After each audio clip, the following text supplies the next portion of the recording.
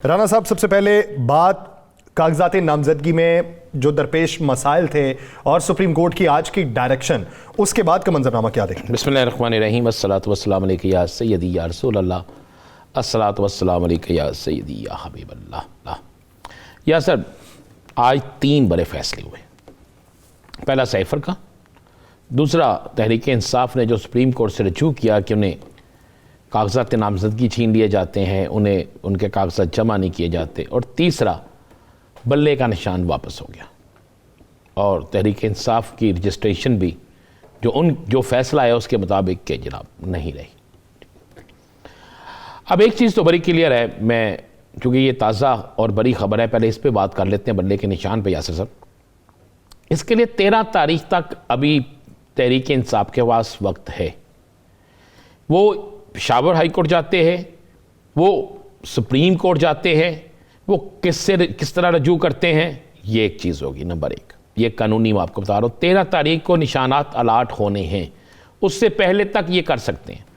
अब एक सवाल पैदा हो गया कि इनके उम्मीदवार अब किस तरीके से अपने कागजात नामजदगी जिन्होंने जमा करा दिए वो, और जिन्होंने जमा करवाने हैं वो, अब जिन्होंने जमा करवाने हैं जब तक फैसला नहीं आया वो बतौर आज़ाद उम्मीदवार जमा कराएंगे यासिर साहब, और जैसे ही फैसला आ जाएगा तो फिर पार्टी का सर्टिफिकेट जो होता है और एक एफिडेविट वो देंगे कि जनाब हमने आज़ाद इस हैसियत से जमा कराए कि उस वक्त तक ये फैसला नहीं, अभी का फैसला होना था। लेकिन आप ये देखें, इसमें पेचीदगियाँ काफ़ी हैं। नहीं, कोई ऐसी पेचीदगी नहीं है। मियां नवाज शरीफ साहब नाहल हुए थे, उनकी पार्टी के तमाम लोग जो थे उनको उनके पार्टी टिकट जो थे वो कैंसिल कर दिए गए थे, वो आज़ाद इलेक्शन लड़े थे, याद है ना आपको, सेनेट के अंदर जी।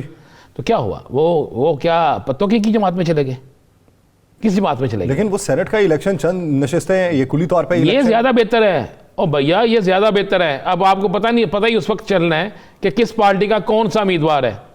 10 बंदे आज़ाद इलेक्शन कागजात जमा करा देते हैं यासर साहब जी। पहले तो बड़ा आसान था ना कि यासर उम्मीदवार हो सकता है, फलां हो सकता है, फलां हो सकता है। अब क्या होगा, अब किस तरह पता चलेगा? मेरी बड़े एक सीनियर शख्स से बात हुई, उसने कहा जी हम तो इलेक्शन लड़ रहे हैं, भरपूर तरीके से लड़ रहे हैं, हमारी जमात भरपूर तरीके से इलेक्शन लड़ेगी दोनों सूरतों में। पहली बात है कि उन्होंने कहा जी हमें 99% यकीन है कि हमें ये निशान वापस मिल जाएगा, बल्ले का निशान, और जमात के इलेक्शन जो हैं वो जो कालादम करार दिए गए हैं ये भी ठीक हो। अच्छा यासर, मुझे समझ नहीं है, मुझे एक बात तो बता दें, आपको भी सहाफत करते इतना अर्सा हो गया, नवाज शरीफ, शहबाज शरीफ या मरियम सफदर, इनके मुकाबले में कभी कोई इलेक्शन लड़ने आए पार्टी में? हाँ, सब बिला मुकाबला हुआ। तो फिर मुझे एक बात बताएं, यहां तो फिर ये तलवार लटका दें तमाम सियासी जमातों पे, फिर ये फैसले तमाम सियासी जमातों के। मुझे तो उन सियासी जमातों का भी इल्म है, आपको भी इल्म है, जो ड्राइंग रूम में बैठ के कागज तैयार करके भेज देती हैं। अच्छी रवायत कायम की है, मैं समझना इलेक्शन कमीशन ने, लेकिन ये रवायत सिर्फ एक जमात के लिए नहीं होनी चाहिए, ये पाकिस्तान के तमाम जमहूरी कल्चर के लिए होनी चाहिए। फिर करे ना नहल सबको कहीं आजाद आए मैदान में, आए आगे मैदान में इलेक्शन लड़े, पता लगे इनको। अभी तो ये पार्टियों से भाग रहे थे, तो आजाद किधर से लड़ना इलेक्शन? यार छोड़ दें ये आजाद इलेक्शन, ये लग पता जाएगा इनको, जरा अवाम में जाने देना। बात एक ज़हन में रखिएगा, इलेक्शन के लिए डेट है 8 फरवरी।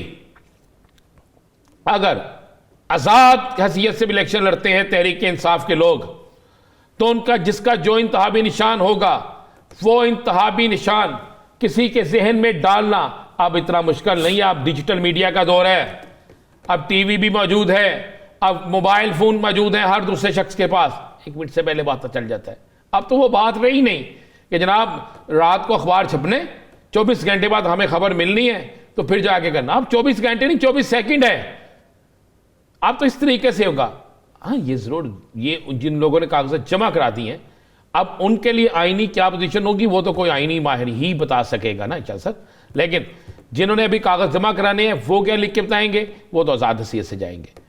दूसरी बात यह है कि अभी आपने एक जिक्र किया, कोई शक नहीं कि अभी बहुत से मरहले हैं इस केस के। उन्होंने लिखा है कि जो अदालत फैसला इस केस को सुन रहा है, ट्रायल कोर्ट जो है वो अपना फैसला करे, लेकिन इसमें थोड़ी सी चीज़ें ये भी आएंगी। अगर ट्रायल कोर्ट इस पर सज़ा देती है तो फिर क्या जो सुप्रीम कोर्ट ने आज बहुत सुप्रीम कोर्ट ने टोटल मेरिट किया है या सर, कानून देखा है, आज फैसला कानून की नज़र से हुआ है कानूनी नुक्ता नज़र से सारी चीज़ें की गई हैं, तो क्या सुप्रीम कोर्ट जैसी आला अदलिया 3 रुकनी बेंच कायम काम चीफ जस्टिस साहब समेत अहम तरीन तीनों जज से, इनकी जो राय है, इनका जो फैसला है, इस फैसले में जो उनके रिमार्क्स हैं, क्या वो और एक ट्रायल कोर्ट के जज के रिमार्क्स, क्या इसमें फ़र्क नहीं आएगा? बहुत, अगर ट्रायल कोर्ट का जज कहता है नहीं, वो सुप्रीम कोर्ट वाले रिमार्क्स जो है, जो उन्होंने फैसला दिया उसको रिजेक्ट करता है, तो फिर उसके बाद मैं, चूँकि वो आईनी मसला है, हम उस पर नहीं जाना चाहते, फिर ये बड़ी चीज़ें आएंगी। दोनों अब तरफ रास्ते हैं। अभी मंजिल आसान नहीं है, मंजिल मुश्किल ज़रूर है, लेकिन आज चूँकि जुमे का दिन था ना, तो मगरब के तक तो किसी के लिए वो दिन अच्छी खबर लेके नहीं आया। तो अभी आगे आगे देखिए होता है क्या। अब इश्क की मंजिलें और बहुत हैं, चूँकि शेर व शायरी क्या मास्टर है, आप इसमें बता सकते हैं। तो अभी तो इश्क की मंजिलें बड़ी हैं, लेकिन मैं आपको एक बात बता दूं, यस सर, इलेक्शन बड़ा मज़ेदार होना है। इस्लामाबाद पहुंचने के ख्वाहिशमंद, मैंने आप ना, बल्कि मैं अब कोड कर देता हूँ ना, रमेश कुमार साहब जब कोई बात करते हैं ना, मैं उनको मतलब अक्सर कहता हूँ, याद है हमारे प्रोग्राम में होता था, मैं जब देखता था ना रमेश कुमार साहब ने स्टाइल चेंज कर लिया, उनकी अब वाबस्तगी तब्दील होने लगी है, तो मैं कहता था या सर इनके पास खबर है या इनके पास कोई चीज़ है। आज रमेश कुमार साहब ने ये हमारे प्रोग्राम में उनका जुमला भी था ना कि मुझे हुकूमतों की ज़रूरत नहीं होती, हुकूमतों को मेरी ज़रूरत होती है। ओजी जो है ना मियाँ साहब, ये इस्लामाबाद आते मुझे नज़र नहीं आ रहे, ये दोबारा लंदन जाते नज़र आ रहे, ये उन्होंने कहा है। क्यों, कोई रास्ते बंद है फॉग की वजह से? फोक हो या देखें, मुझे एक अवामी फोक आ रही है 8 फरवरी को ना, अवामी फोक आ रही है, वो हर उस उम्मीदवार को मुस्तरद कर देगी जिसको वो पसंद नहीं करती, हर उस उम्मीदवार को। हम किसी सियासी जमात की बात नहीं कर रहे। अब अवाम किसके साथ है, अवाम किसके साथ नहीं है, ये फैसला तो वक्त ने करना है, इलेक्शन डे ने करना है। आप 2 चीज़ें तो ज़ेहन नशीन कर लें अच्छी तरीके से।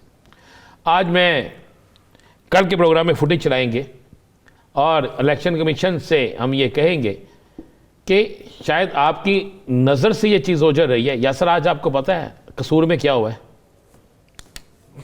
पता है आपको?